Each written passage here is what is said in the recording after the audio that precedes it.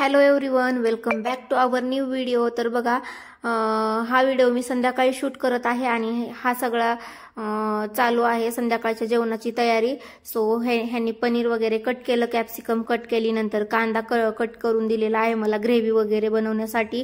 आणि नंतर अगोदर ग्रेव्हीची तयारी करून घ्यायची आहे। सो बघा, कढईमध्ये तेल टाकलं आणि नंतर कांदा वगैरे हे कट करत आहेत अजून, कारण ग्रेव्हीला खूप कांदा लागतो आणि टोमॅटोही खूप लागतात। सो अगोदर जिरे टाकलेले आहेत त्यामध्ये आणि आता जेवढा कांदा कट झाला होता तेवढा टाकून घेते, अजून हे कट करतच आहेत।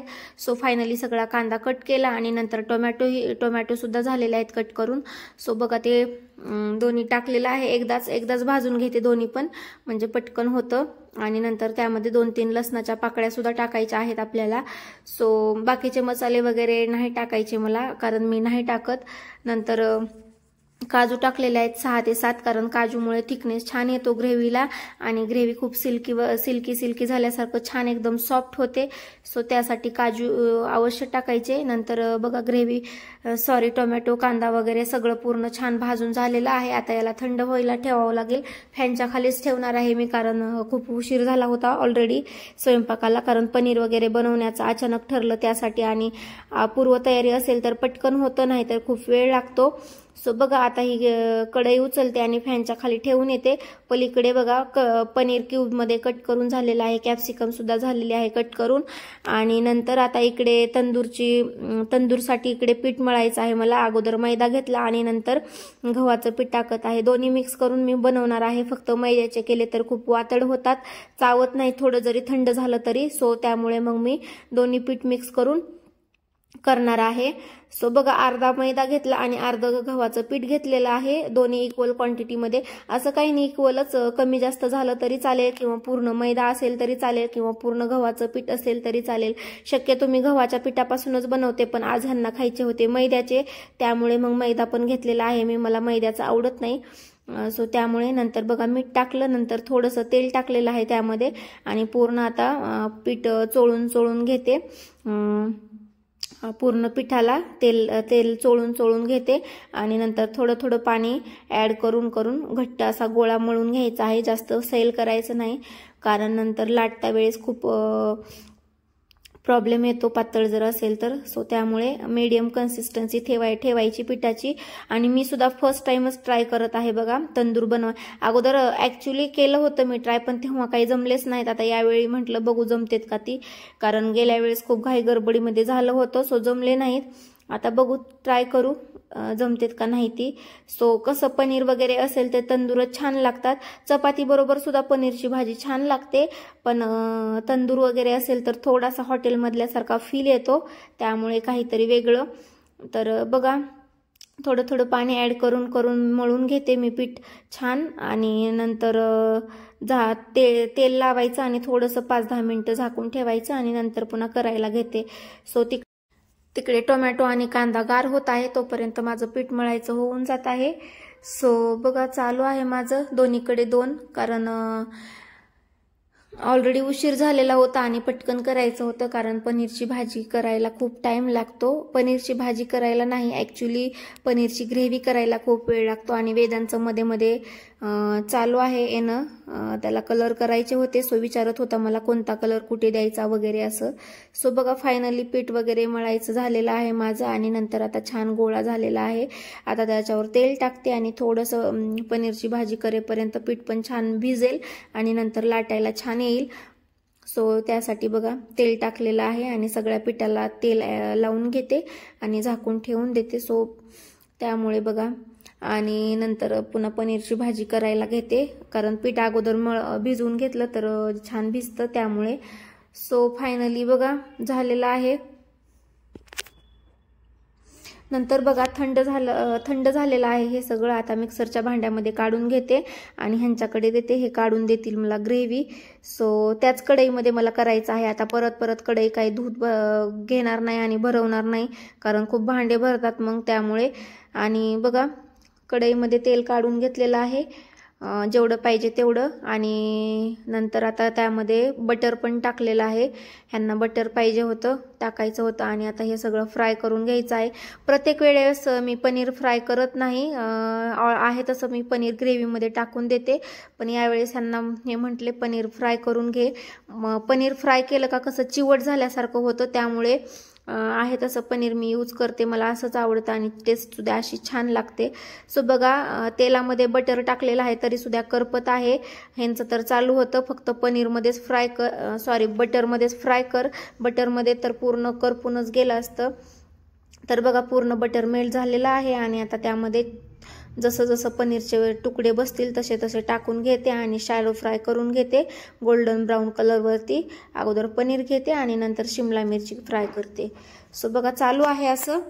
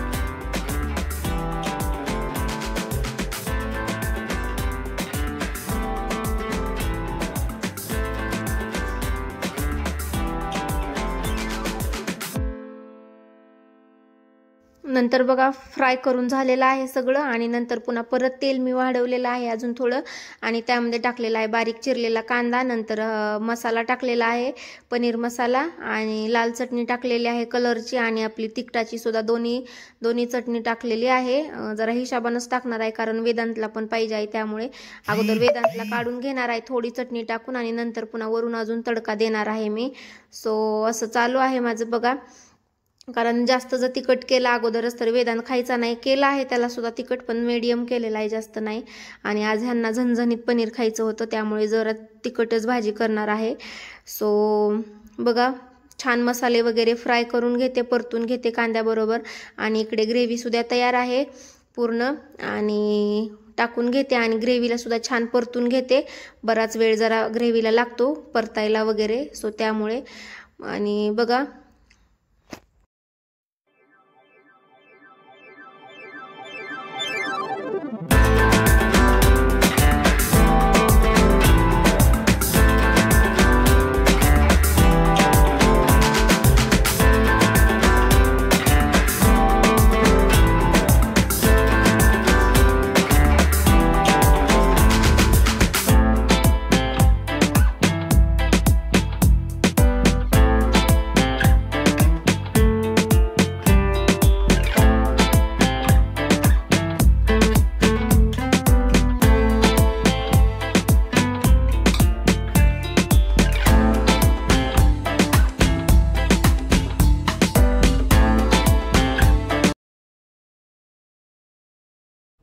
नंतर बघा ग्रेव्ही छान परतून घेतलेली आहे. नंतर त्यामध्ये कन्सिस्टन्सी ऍडजस्ट करण्यासाठी पाणी टाकणार आहे मी, आणि पाणी सुद्धा उकळूनच घेतलेलं आहे. गरमच पाणी टाकायचं, कारण नंतर तर्री छान येते त्यामुळे. तर बघा जेवढं आपल्याला पातळ घट्ट पाहिजे आहे त्यानुसार पाणी टाकायचं. त्यामध्ये आम्हाला जास्त पातळ पाहिजे नव्हतं, त्यामुळे मग मी पाणी थोडं थोडंच ऍड करत आहे, ह्यांना विचारून किती पाहिजे किती नाही. सो अजून हे टाक म्हटले थोडंसं, पुन्हा परत मी अजून वाढवलेलं आहे पाणी. बघा वेदांतला मध्ये फ्राय केलेलं पनीर खायचं होतं, सो त्याला एक पीस दिलेला आहे मी उचलून तिथला. आणि आता परत मीठ टाकायचं बाकी होतं. सो बघा पाणी टाकलं पाहिजे तेवढं, आणि आता मीठ टाकून घेते सगळ्यात शेवटी, म्हणजे अंदाज येतो किती टाकायचं आहे किती नाही. याच्या अगोदर आपण कुठेच मीठ यूज केलेलं नाही, सो त्यामुळे मीठ टाकावं लागणार आहे. नंतर मध्येच गॅस संपला आमचा बघा, सो परत पुन्हा ह्यांना गॅस जोडावा लागला. आणि वेदांचं मध्ये मध्ये पनीरचे तुकडे खाण्यासाठी चालू आहे त्याचं, कारण त्याला पनीर खूप आवडतं त्यामुळे बघा. आणि असं काही करायला गेलं का मध्येच काहीतरी अशा अडचणी क्रिएट होतातच. सो आमचं पण असंच झालेलं आहे, कारण बऱ्याच दिवस झालं, 2 महिने होऊन गेलं होतं गॅसला. सो त्याला तर काय म्हणायचं, बिचाऱ्याला किती दिवस जाणार. सो फायनली गॅस जोडला, आणि नंतर बघा छान ग्रेव्ही बॉईल झालेली आहे. आता त्यामध्ये फ्राय केलेल्या आहे सगळ्या गोष्टी टाकते, आणि पुन्हा परत अजून 4 ते 5 मिनिटं छान शिजू देते. कारण पनीर टाकल्याच्या नंतर जास्त वेळ शिजू द्यायचं नाही, कारण 2 ते 3 मिनिटं सफिशियंट होतात परत शिजण्यासाठी, कारण ऑलरेडी सगळं शिजलेलंच आहे आता. त्यामुळे परत जास्त वेळ शिजवत बसायचं नाही. जास्त वेळ जर पनीर शिजवलं तर खूप स्टिकी चिवट होतं, त्यामुळे कमी शिजवायचं. तर बघा फायनली सगळं टाकलं आणि छान मिक्स करून घेतलेलं आहे मी आता त्यामध्ये. आणि रंग वगैरे छान आलेला आहे पनीरला बघा. तरी पण आमचं ह्यांचं चालू होतं रस्सा, काय म्हणतात त्याला, तर्री वगैरे आलेली नाही. सो असं पुन्हा मी परत एकदा तडका देणार आहे लाल रंगाचं तिखट टाकून. आणि सगळ्यात फायनली शिजलेलं आहे. सो नंतर सगळ्यात शेवटी कोथिंबीर बारीक कट करून टाकलेली आहे त्यामध्ये, आणि छान मिक्स करून घेते असं बघा.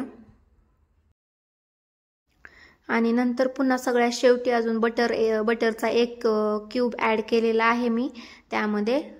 नंतर वेदांतला काढून घेते आणि पुन्हा तडका मारते त्यावरती बघा. सो फ्रीजमधलं बटर आहे, बाहेर काढलेलं नव्हतं, त्यामुळे जरा जड जाते काढायला. सो त्यामुळे बघा साईडचा गॅस ऑन केला, त्यावरती तडका पॅन ठेवलेला आहे, तेल टाकलं त्यामध्ये, आणि वेदांतला अगोदर काढून घेतलेला आहे बघा मी पनीर त्याच्यासाठी कमी तिखटाचं. आणि नंतर पुन्हा तेलामध्ये लाल तिखट आणि रंगाचं तिखट दोन्ही सुद्धा टाकलेलं आहे.